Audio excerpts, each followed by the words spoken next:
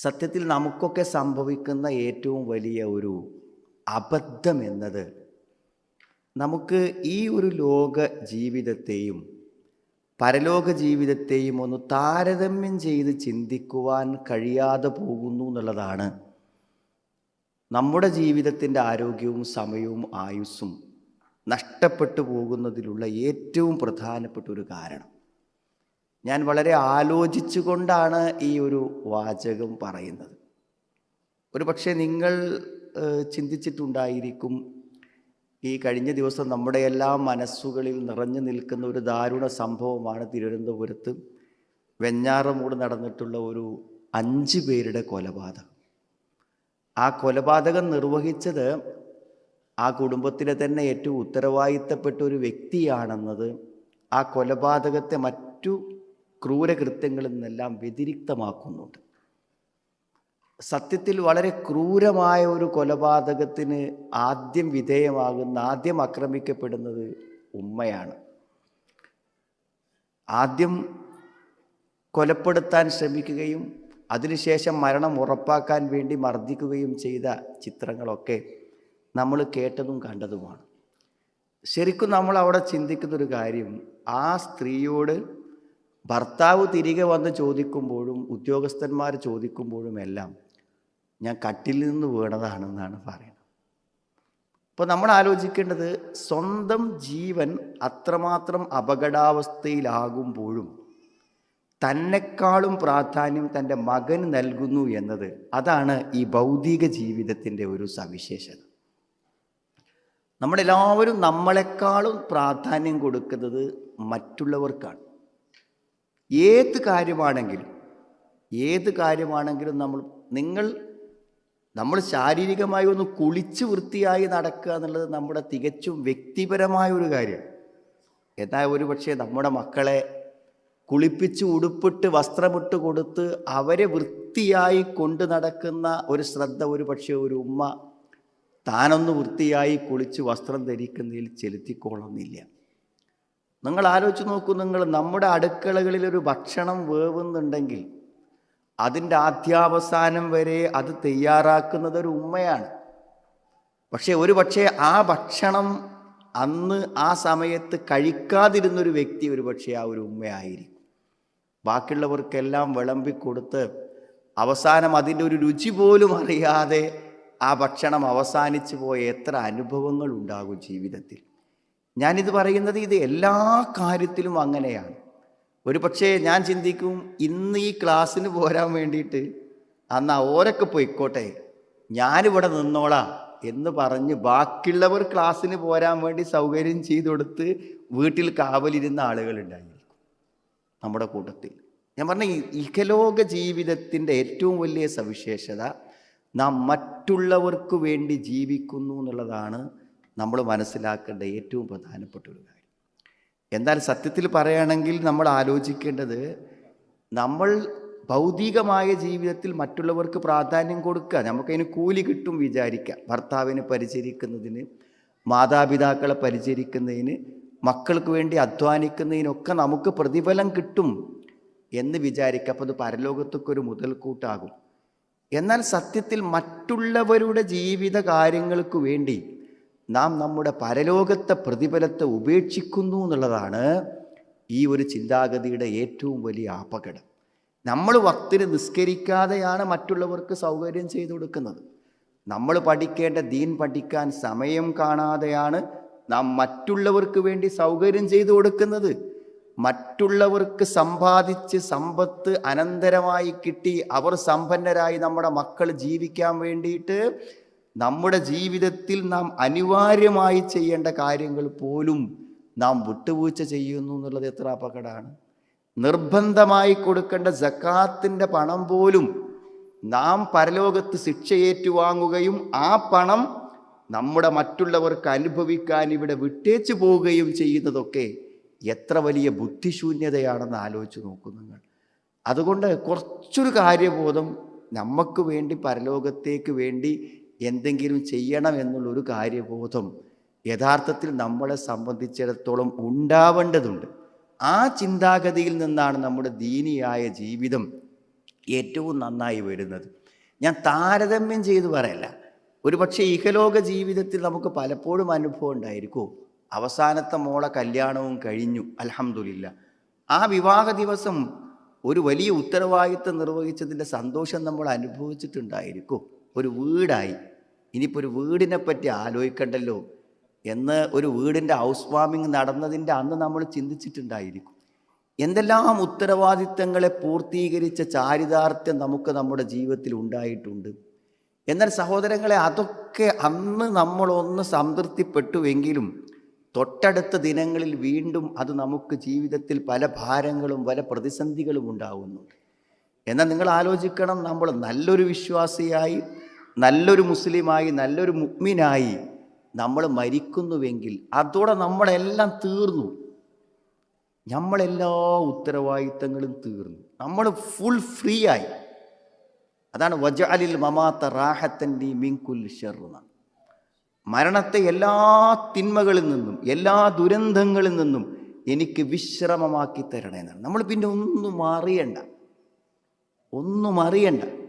നിങ്ങളൊരു വിദേശത്തേക്കൊരു യാത്ര ചെയ്യുകയാണെങ്കിൽ പോലും ആ യാത്രയുടെ ഉത്തരവാദിത്തങ്ങൾ നമുക്കുണ്ട്, യാത്രയുടെ ആശങ്കകൾ നമുക്കുണ്ട്.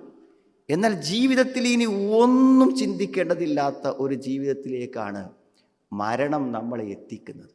ഒരു നല്ല വിശ്വാസിയായി മരിക്കാൻ സാധിച്ചാൽ അയാൾ പിന്നെ ഒന്നും അറിയേണ്ട കാര്യമില്ല എന്നുള്ളതാണ്. അത് ഏതാനും ദിവസങ്ങളിലേക്കാണോ? അല്ല, അനന്തമായ ഒരു ജീവിതത്തിലേക്ക്, അനശ്വരമായ ഒരു ജീവിതത്തിലേക്കാണ് അള്ളാഹു നമ്മളെ ക്ഷണിക്കുന്നത്. അപ്പോൾ നമ്മൾ ആലോചിക്കേണ്ടത്, എത്രയോ ആയുഷ്കാലങ്ങളിൽ നമ്മൾ ജീവിക്കേണ്ട അനന്തമായൊരു വിശ്രമ ലോകത്തേക്ക് വേണ്ടിയുള്ള അധ്വാനമെന്ന് പറയുമ്പോൾ നമ്മളതിനെ നിസ്സാരമായി കാണാൻ പറ്റാത്തൊരു കാര്യമാണ്. സൂറത്തുൽ മുഅ്മിനൂനിൽ അള്ളാഹു പറയുന്നുണ്ട്, ചില ആളുകൾ ഇവിടെ നിന്ന് പറയും റബ്ബന ഗ്ഫിർ ലനാ, റബ്ബേ ഞങ്ങളുടെയൊക്കെ പാപങ്ങളൊക്കെ പുറത്തു തരണേ എന്ന് ആത്മാർത്ഥമായി പ്രാർത്ഥിക്കുന്ന ചില നിഷ്കളങ്കരായ വിശ്വാസികൾ ഇവിടെ ഉണ്ട്.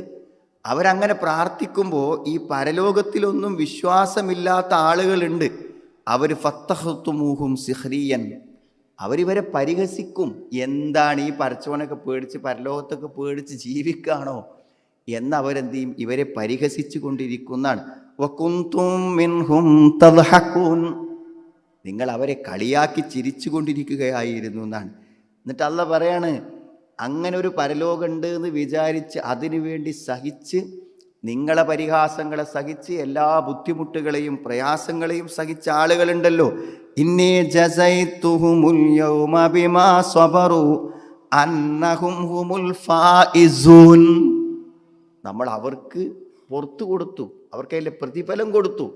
അങ്ങനെ പരലോകത്ത് ആ പരിഹാസ വിധേയരായ, പരലോകത്തിൽ ആത്മാർത്ഥമായി വിശ്വസിച്ചത് സത്യമാണെന്ന് വിചാരിച്ച് പ്രവർത്തിച്ച് പ്രാർത്ഥിച്ച ആ ആളുകൾക്ക് അള്ളാഹു പ്രതിഫലം കൊടുക്കണം. എന്നിട്ട് അവരോട് ചോദിക്കും, കം ലബിസ്തും ഫിൽ അർദ്, നിങ്ങൾ എത്ര കാലം ഇവിടെ ജീവിച്ചു എന്ന് എന്ത് ചെയ്യും? ഈ ദുനിയാവിന് വേണ്ടി ജീവിച്ച, പരലോകത്തെക്കുറിച്ച് ഒരിക്കൽ പോലും ചിന്തിക്കാത്ത ആളുകളോട് ചോദിക്കുന്നു, എത്ര വർഷം ചോദിച്ചു? അപ്പൊ അവരെന്താ പറയാ? ഖാലൂ ലബിസ്നാ യൗമൻ ഔ ബഅദ യൗം ഫസ്അലിൽ ആദിയൻ, ഞങ്ങൾ 1-2 ദിവസമാണ് ഇവിടെ ജീവിച്ചതെന്ന് പറയുന്നതാണ്. അപ്പം നിസ്സാരമായ ഒരു ജീവിതമായിട്ടാണ് ഈ ജീവിതം മനുഷ്യന് പരലോകത്ത് വെച്ചിട്ട് അനുഭവപ്പെടുക എന്ന് അനുഭവത്തിലൂടെ അങ്ങനെ അള്ളാഹു ഒരു കണ്ണിൽ കാണുന്ന ഒരു ചിത്രമായി, രംഗമായി പടച്ചോൻ ഖുർആനിൽ നമുക്ക് കാണിച്ചു തരാണ്. എന്നിട്ട് അവസാനം ചോദിക്കുന്നൊരു ചോദ്യമുണ്ട്, അഫഹസിബ്തും അന്നമാ ഖലഖനാകും അബസ വ അന്നകും ഇലൈനാ ലാ തുർജഊൻ, നിങ്ങളെ ഞാൻ വെറുതെ സൃഷ്ടിച്ചതാണെന്ന് നിങ്ങൾ വിചാരിക്കുന്നുണ്ടോ? നിങ്ങളെ ഞാൻ എന്നിലേക്ക് തിരിച്ചു കൊണ്ടുവരാതെ എന്നാണ്. അപ്പോൾ സുഹൃത്തുക്കളെ, ആകൊരു വിഷയം മനസ്സിലുണ്ടാവട്ടെ, മടങ്ങിപ്പോണം. അതാണ് അള്ളാഹ് പറയുന്നത്, മടങ്ങിപ്പോണം നമുക്ക്. അതുമാത്രമാണ് നമ്മുടെ മനസ്സിൽ വേണ്ട ഒരു കാര്യം. തിരിച്ചു പോകണം, എനിക്ക് തിരിച്ചു പോകണം.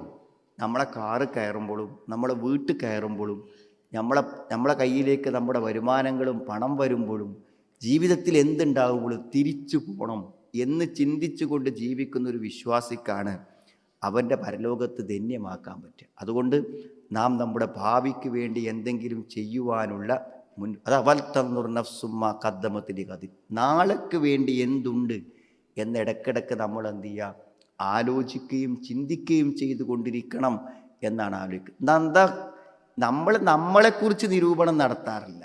നമ്മളെ നിസ്കരിക്കണ്ടോ വക്തിന്, അല്ലെങ്കിൽ നമ്മളെ ഖുർആൻ ഓതുന്നുണ്ടോ, നമ്മൾ ദീൻ പഠിക്കണ്ടോ, മറ്റുള്ളവരെ കുറിച്ചാണ് നമ്മൾ പറയുക. വലാ തുസക്കു അംഫുസക്കു, നമ്മളെപ്പോഴും നമ്മളെ നല്ലവരായി കണ്ട് മറ്റുള്ളവരുടെ കുറ്റവും കുറവുമാണ് കാണുക. നമ്മളെ കുറ്റവും കുറവും കാണാനുള്ളൊരു സാമർഥ്യം നമുക്കുണ്ടായി അത് തിരുത്തി മുന്നോട്ട് പോവുകയാണെങ്കിൽ നമ്മളൊക്കെ ഇന്നുള്ളതിനേക്കാളും ഏറ്റവും മെച്ചപ്പെട്ട വിശ്വാസികളായി മാറാൻ നമുക്ക് അവസരമുണ്ടാകും. അതുകൊണ്ട് ഒരു നന്മകളെയും പാഴാക്കാതെ ഏറ്റവും നല്ല വിശ്വാസികളായി മുന്നോട്ട് പോകാൻ നമ്മൾ തയ്യാറാകുക. ഞാൻ ദീർഘിച്ച് പറയുന്നില്ല, അതിന് പറ്റുന്ന ഏറ്റവും നല്ലൊരു അവസരമാണ് സുഹൃത്തുക്കളെ റമദാൻ. ജീവിതം തിരിച്ചെടുക്കാൻ പറ്റുന്ന ഒരു സമയമാണ് റമദാൻ എന്ന് പറഞ്ഞാൽ. ഒരു വർഷം കൂടെ നമുക്ക് ആയുസ് കിട്ടുക എന്ന് പറഞ്ഞാൽ ഒരു റമദാൻ കിട്ടുക എന്നാണ് അതിൻ്റെ അർത്ഥം. അതിറക്ക റമദാൻ, ഒരു റമദാൻ കിട്ടുക. എന്തിനാണ് റമദാൻ? പാപങ്ങൾ മുഴുവനും അള്ളാഹുവിൽ നിന്ന് മാപ്പപേക്ഷിച്ച് നമുക്ക് മടങ്ങാൻ, സ്വർഗം നമുക്ക് തിരിച്ചു വാങ്ങാൻ, ജീവിതത്തിൽ ഒരു ആയുഷ്കാലത്തെ പുണ്യം നേടാൻ എല്ലാറ്റിനും ഈ റമദാൻ കൊണ്ട് പറ്റും. ഇന്നതിൻ്റെ 1ാമത്തെ ദിനമാണ്. അതുകൊണ്ട് ഈ ഒരു റമദാൻ, ഇനിയൊരു റമദാനിന് നമ്മൾ ഇല്ലെങ്കിലും ഈ ഒരു റമദാൻ കൊണ്ട് എൻ്റെ ജീവിതത്തെ തിരിച്ചു പിടിക്കണം എന്ന ഒരു തീരുമാനമാണ് നമുക്കെല്ലാവർക്കും ഇന്നുണ്ടാവേണ്ടത്. അങ്ങനെയുള്ള ഒരു ജീവിതം നമ്മൾ തീരുമാനിച്ചാൽ തീർച്ചയായും ഈ റമദാൻ കഴിഞ്ഞ കാലങ്ങളിൽ കടന്നുപോയ റമദാനുകളിൽ ഏറ്റവും ഓർക്കുന്ന, ഏറ്റവും ധന്യമായ, ഏറ്റവും അനുഭവമുള്ള ഒരു റമദാനായിരിക്കും ഇത്. ഒരു മിനിറ്റ് പോലും നമുക്ക് പാഴാക്കേണ്ടി വരുന്നില്ല ഈ റമദാനിൽ. ഇന്നലെ രാത്രി നമ്മൾ നിസ്കരിച്ചില്ല തറാവീഹ്, രാത്രി മുഴുവൻ നിസ്കരിച്ച പ്രതിഫലമാണ് ഹത്താ യൻസരിഫൽ ഇമാം. ഇമാം പിരിയുന്നവരെ നിന്ന എല്ലാ രാത്രി 30 രാത്രി നിസ്കരിച്ച പ്രതിഫലം ഈ റമദാനൊക്കെ നമുക്ക് കിട്ടാൻ പോകും. പകൽ മുഴുവനും ഓരോ നിമിഷവും നമ്മൾ നോമ്പിലാണ്. നോമ്പ് പറഞ്ഞാൽ ഒരു നിരന്തര പ്രക്രിയയാണ്. പ്രഭാതോദയം മുതൽ പ്രദോഷം വരെയുള്ളൊരു നിരന്തര പ്രക്രിയയാണ്. ഒരു സെക്കൻഡ് പോലും നന്മയിൽ നിന്ന് മാറി നിൽക്കാത്ത ഒരു നിരന്തര പ്രവർത്തനമാണ് നോമ്പ്. ഈ മുബാറക്കായ ഈ മാസത്തിൽ നാം ചെയ്യുന്ന ഏതൊരു പ്രവർത്തനങ്ങൾക്കും അതിൻ്റെ ഒരു ബർക്കത്ത് നമുക്ക് ലഭിക്കുകയും ചെയ്യും. തീർച്ചയായും ഏറ്റവും ധന്യമായ ഒരു റമദാനായി തീരാൻ നമ്മളെല്ലാവരും പരിശ്രമിക്കണമെന്ന് മാത്രം ഓർമ്മപ്പെടുത്താണ്. 2 പ്രഭാഷണങ്ങളുണ്ട്.